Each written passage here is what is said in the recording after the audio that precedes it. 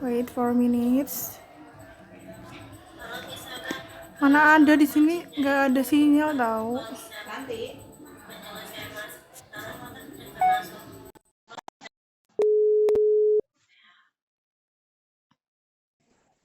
Assalamualaikum warahmatullahi wabarakatuh. Bentar Bu, lagi ganti.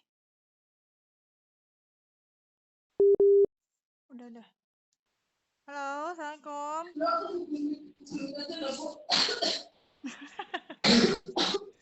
Udah. Dimatiin.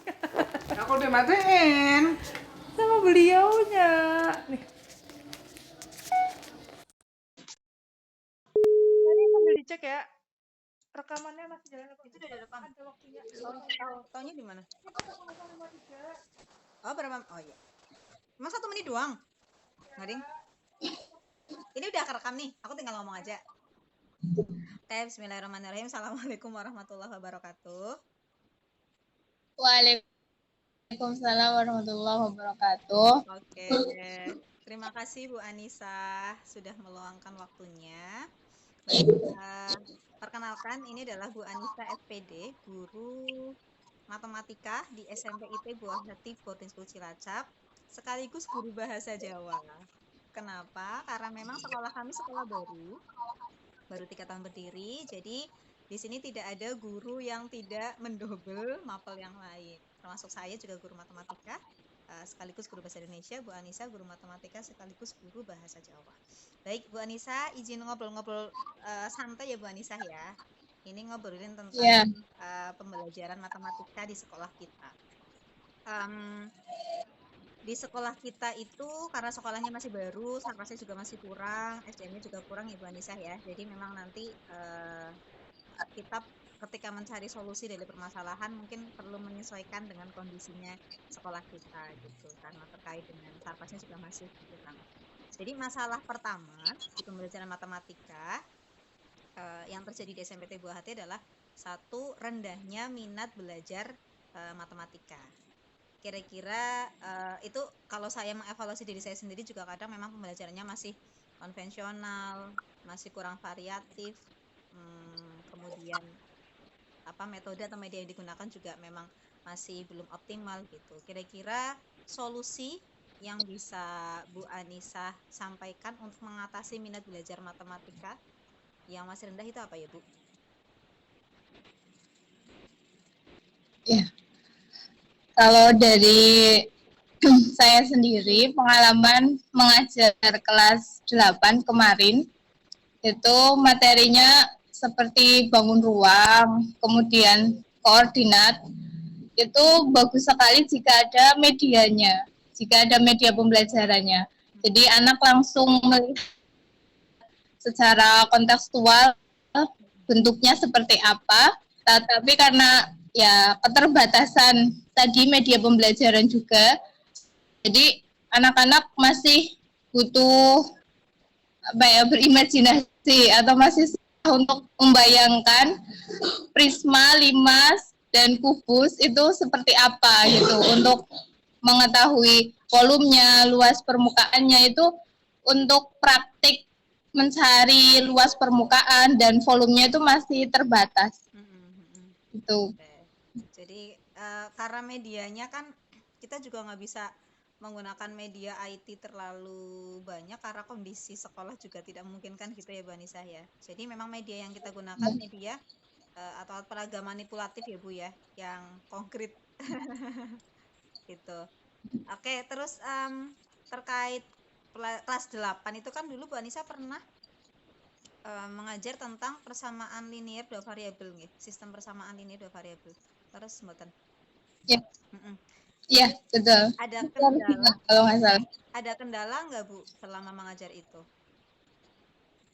Ya, kendalanya karena itu kalau tidak salah bab terakhir, bab 5 di semester 2. Kemudian kendalanya yang pertama waktunya. Jadi karena itu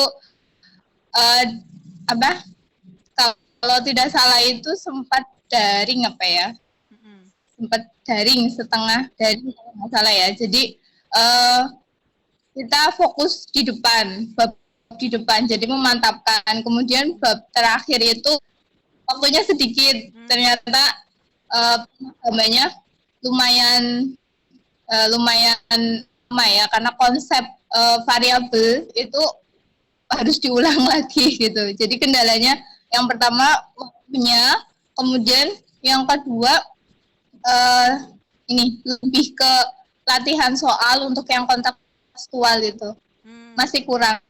Oh. Berarti Di, termasuk siswa juga mengalami kesulitan dalam menyelesaikan soal cerita tentang persamaan linear dua variabel ya, Bu? Iya, jadi kan ibaratnya apa ya, dari cerita kemudian dijadikan persamaan linear dua variabel itu masih susah. Oke. Kira-kira solusinya gimana, Bu? Supaya anak-anak itu ya paling nggak kita meminimalisir kesulitan anak-anak dalam menyelesaikan soal cerita di materi persamaan linear.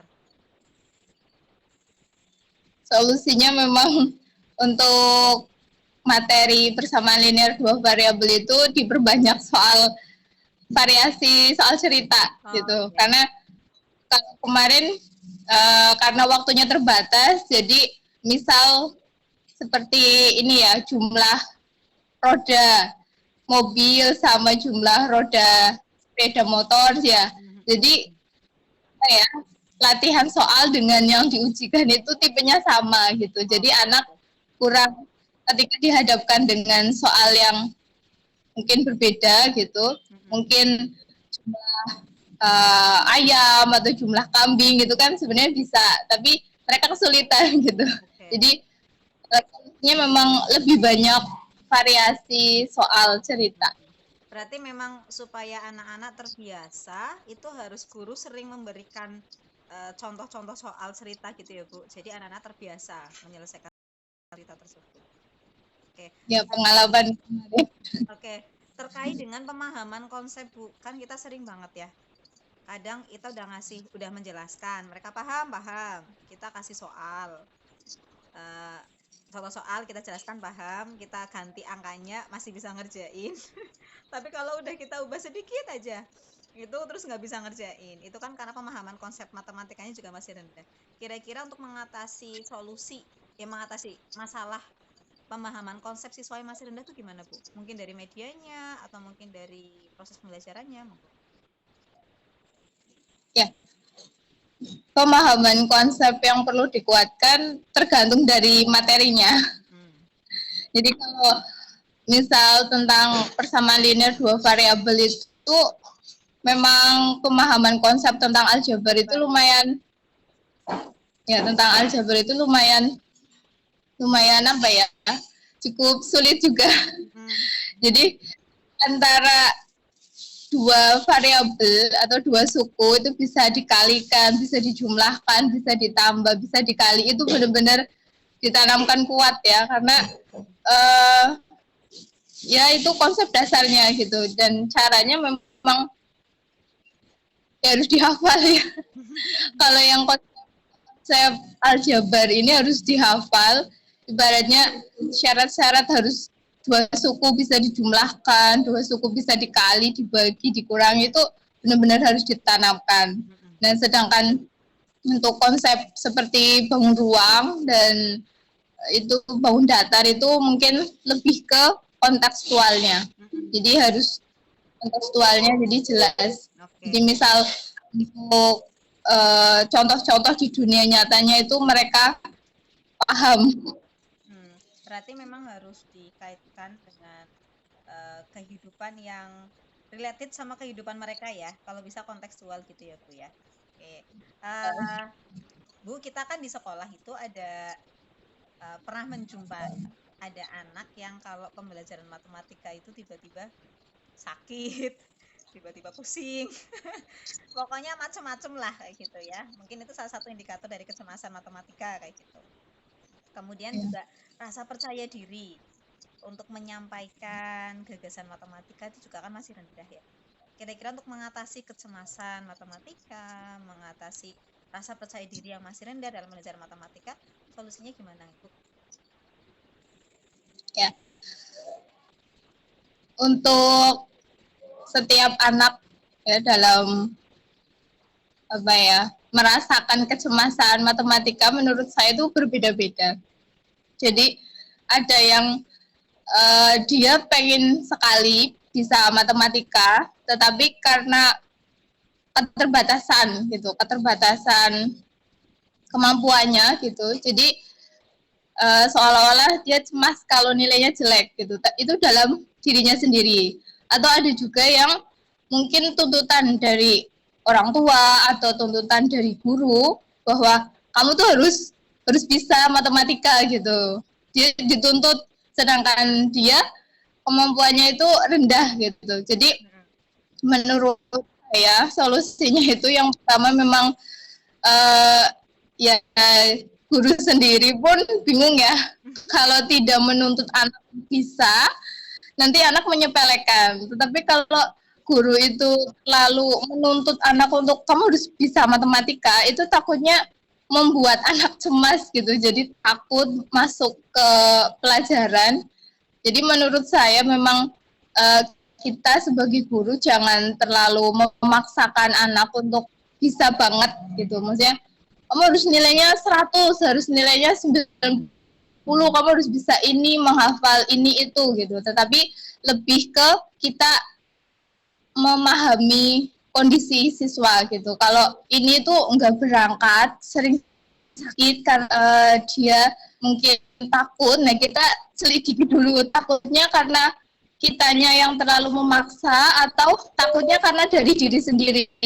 Oh mungkin dia tuh punya keinginan yang tinggi untuk bisa gitu. Kalau dia punya keinginan yang tinggi untuk bisa, berarti memang solusinya adalah memberi waktu khusus, memberi waktu lebih buat dia, karena dari dirinya sendiri punya keinginan untuk bisa. Tapi kalau paksaan dari luar gitu, mungkin dari orang tua atau dari guru, mungkin kita bisa mengurangi paksaan itu.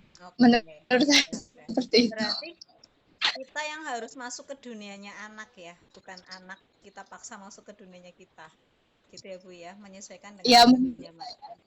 Oke, lanjut Bu. Ini tentang kecemasan, kemudian ada lagi tentang kemampuan pemecahan masalah dan rasa ingin tahu. Jadi kita tidak bisa menafikan ya, ada beberapa anak-anak kita itu memang punya rasa ingin tahunya luar biasa gitu ya. Ibaratnya kalau di fasilitasi itu dia bakal tanya terus gitu. Tapi kita juga harus mengakui ada anak yang gitu kan, boro-boro rasa ingin tahu ya. Dia aja tuh nggak paham apa yang dia nggak tahu. Dia disuruh tanya dia nggak mau tanya, atau mungkin karena dia juga nggak tahu apa yang dia nggak tahu kan, kayak gitu. Ya Mas, kan ada yang kayak gitu ya Bu ya. Kira-kira gimana Bu untuk mengatasi masalah rasa ingin tahunya mereka kurang? Lah kalau rasa ingin tahunya mereka kurang kan juga kemampuan pemecahan masalahnya juga bisa berkurang kayak gitu. Kenapa? Karena nggak ada rasa ingin tahunya kayak gitu. Iya betul. Ya, pengalaman saya mengajar sekarang di kelas 9 itu memang ada yang pintar gitu, pintar banget karena memang dia dulu pernah ikut olimpiade, tapi ada juga anak yang ya apa adanya lah gitu, ikutin kerjain, kalau enggak ya udah kayak gitu. Nah untuk mengatasi mereka yang kurang motivasi itu alhamdulillahnya untuk anak yang pintar gitu, anak yang punya kemampuan itu mau mengajak teman-teman yang dia kurang bersemangat dalam pelajaran matematika. Oh ya. Rasa ingin tahunya itu kurang. Pertama itu dari dari teman sejawat. Yang kedua kita gitu ya, ini ya? Tutor sebaya gitu. Jadi mereka kadang merasa anak itu aja loh yang sering ditunjuk kayak gitu, anak itu aja yang bisa kayak gitu. Tapi dengan tutor sebaya kemudian sering belajar kelompok, dikelompokkan yang pintar sama enggak, mereka jadinya ikut ikut terpancing gitu, ikut penasaran, oh dia juga bisa gitu, terus dia mau berbagi, akhirnya dia mau. Itu dari motivasi teman, kemudian dari motivasi guru sendiri ya, berarti harus dibikin menarik lagi Oke. untuk di depannya gitu Berarti pembelajarannya. kita sebagai guru punya PR untuk mengemas pembelajaran matematika semenarik mungkin dan memberikan kesempatan ya kesempatan bagi semua siswa ya, nggak cuma anak-anak itu aja ya Bu yang suruh maju gitu ya. Iya. Oke ya. Yang berikutnya tentang kemampuan komunikasi matematis Bu, kan jadi ada dua ya, ada lisan ada tertulis gitu ya. Jadi kadang tuh menghadapi anak dia itu bisa gitu, dia tahu cara jawabannya, tapi dia itu tidak mampu untuk menuliskan proses menuju jawaban itu, baik itu secara tulis baik itu secara lisan kayak gitu ya. Itu kira-kira untuk mengatasi masalah anak yang kayak gitu gimana Bu? Kan jadinya kita kadang seujon seujonnya adalah ini dapat jawaban dari mana gitu kan, kalau ada kok kamu nggak bisa menjelaskan prosesnya kayak gitu. Itu kan karena salah satunya kemampuan komunikasi matematisnya masih rendah ya Bu. Kira-kira pandangan Bu Anissa gimana? Ya, baik. Terkait dengan komunikasi matematika secara tertulis ya, itu dari segi LKS atau LKPD, kemudian penilaian itu harus jelas. Harus jelas, karena biasanya untuk soal matematika uraian, itu biasanya misal dituliskan penyelesaian gitu, tuliskan penyelesaian masalah ini, ya udah, ketika anak cuma ngasih jawaban, misal contohnya berapa jumlah roda mobil, atau berapa jumlah sepeda motor yang ada di parkiran. Ketika anak cuma menjawab 8 dan 5, ya itu betul. Perintahnya seperti itu. Jadi dari kita sendiri, ketika kita ingin mengeluarkan atau memfasilitasi komunikasi siswa, soalnya harus jelas dan terperinci. Tuliskan apa yang diketahui, tuliskan apa yang ditanya, tuliskan persamaan kuadratnya, tuliskan penyelesaiannya, tuliskan kesimpulannya, kemudian tuliskan jumlahnya. Nah, itu harus terperinci. Itu pengalaman, mungkin dalam hati kita kalau soal uraian pengennya anak menjelaskan secara rinci, tapi kalau perintahnya cuma berapa gitu, atau hitunglah jumlah mobil dan jumlah sepeda motor yang di parkiran, ketika anak cuma jawab 7 dan 8, ya itu nggak salah gitu. Jadi berdasarkan ininya itu untuk komunikasi tertulis, jadi sebisa kita memfasilitasi, karena sepinter-pinternya anak, ketika dia tidak difasilitasi untuk mengomunikasikan, ya dia akan cari gampangnya. Cari gampangnya gitu. Gampangnya udah tulis aja hasil akhirnya gitu. Berarti itu untuk komunikasi. Pada tahapan evaluasi penilaian, kita juga harus benar-benar menggunakan perangkat yang valid ya gitu. Maksudnya kalau pengen mengukur kemampuan komunikasi, ya kita benar-benar memberikan instruksi yang jelas apa yang harus dilakukan begitu gitu.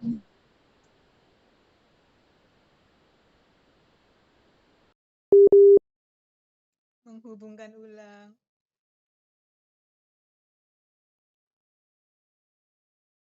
Iya masih nyala tuh 19, 16.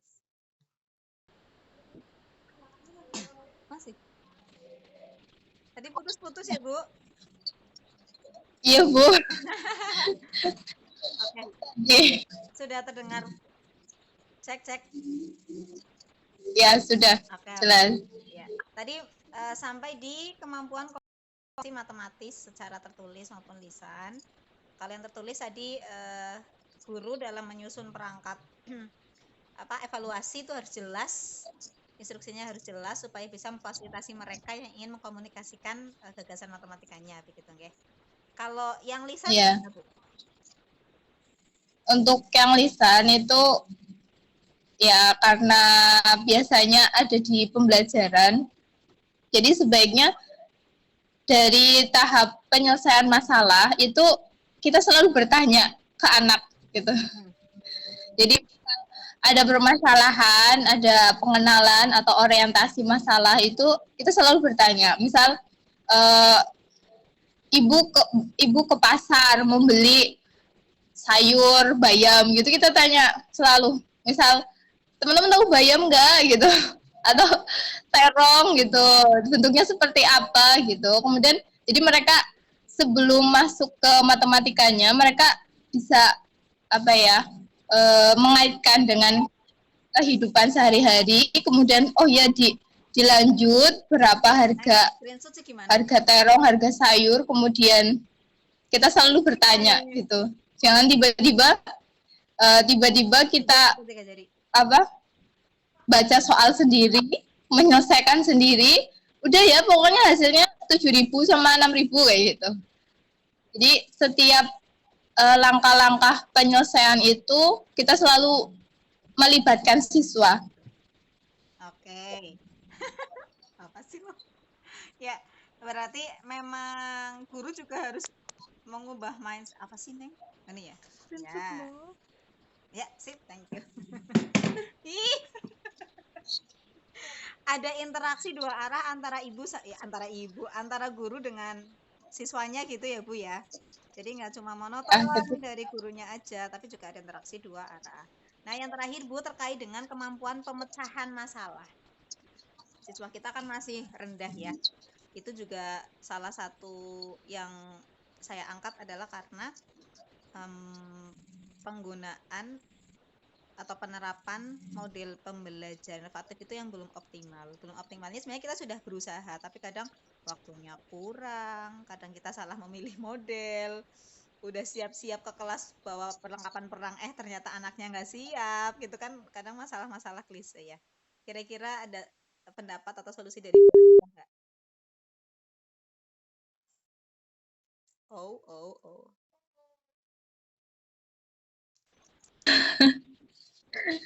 Ya, terkait dengan kemampuan pemecahan masalah, ini memang karena penilaian akhir ya, menurut saya.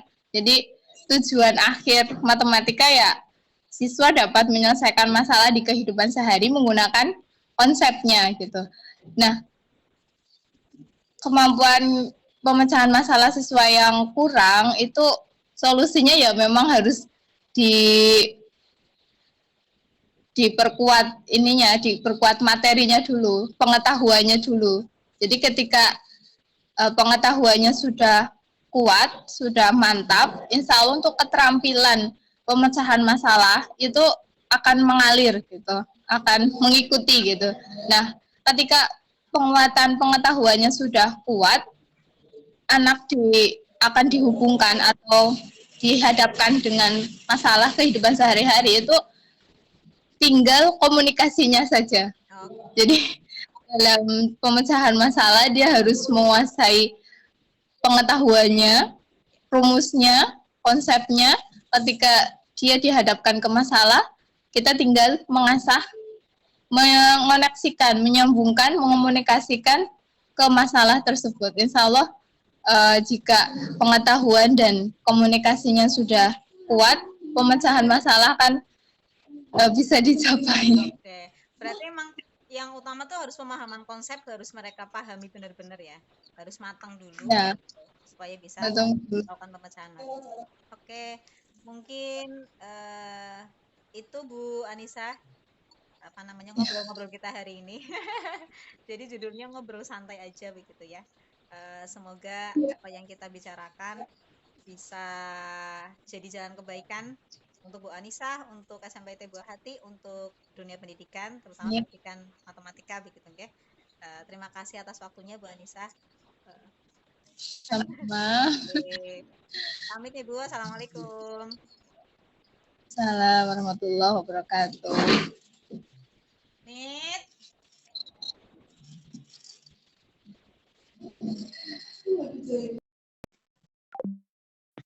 Nit.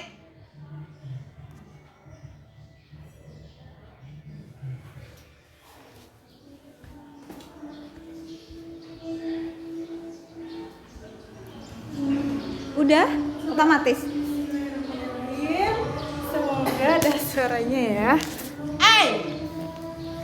Mana Kita ada ada? pembelajaran berbasis proyek.